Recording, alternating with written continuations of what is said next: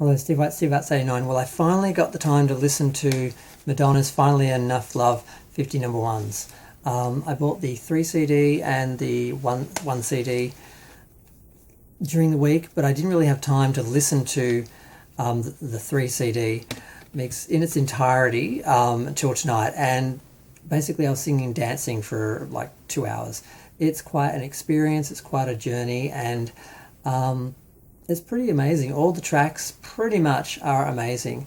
The issue that I had with the album was the concept, that they sort of strayed from the original concept and compromised a little bit.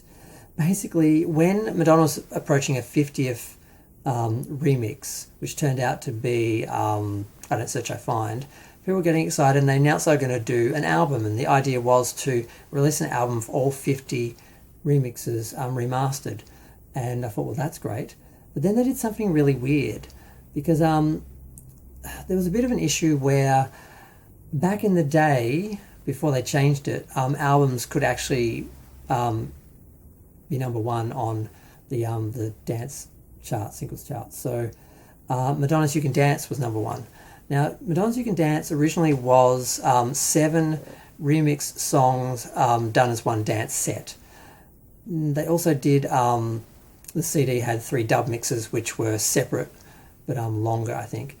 And they also did the LP tracks, which was LP cuts, which is basically single versions of those 7 songs, which were all longer on the ones that are mixed together.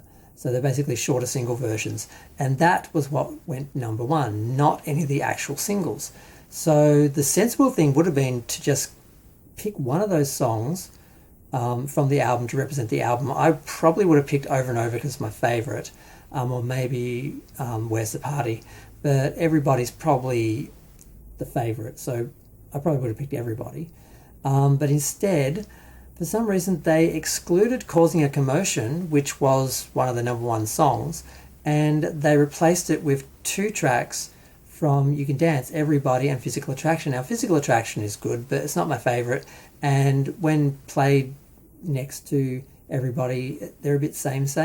So I really think they made a mistake by removing Causing a Commotion. Not only does it compromise the concept of 50 number one singles, because it doesn't have 50 number one singles, it has 48 number one singles and 2 singles that represent an album that was number one. If they'd had one to represent it, you could kind of consider it 50 number one singles.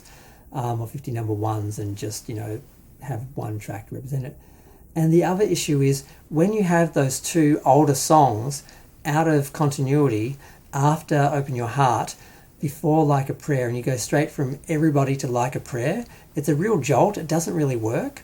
So I don't know why they did this. It just totally ruins the first part of the album, because the first part of the album, sort of the first CD really, is more just edits of the singles, and they sound very much like the original singles. They're not really remixed heavily, they're not really different, and it's really not until you get to like Justify My Love and Erotica sort of back to back, which are very different.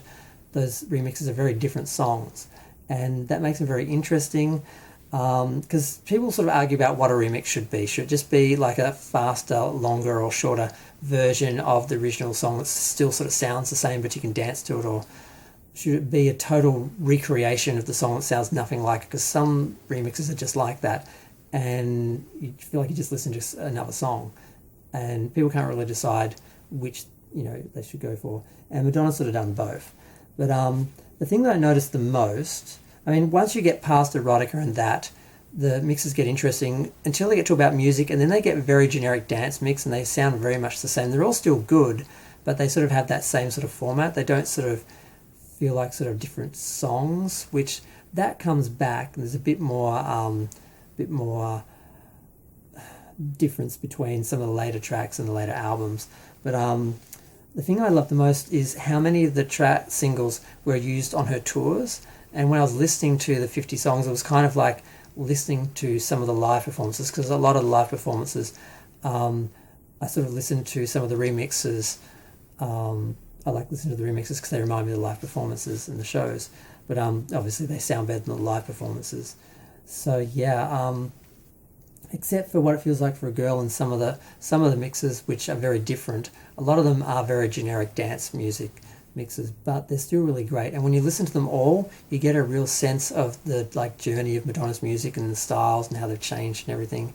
And it is really great. I really love it, and I think I'm going to buy the digital download anyway, even though I said I wouldn't, because I would like to have all these tracks that I can just pull up on my iTunes whenever I want, rather than having to try and find them all and pull them together from playlists and stuff like that and different albums and that. So I think I am going to just buy it now. So now I would have bought all three, which means I've spent about $100 on the three albums. This was $42, this was $30, and $26 is the digital download.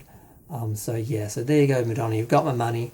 I am a fan, but yeah, I do have some issues with how they did the album, but it's still amazing.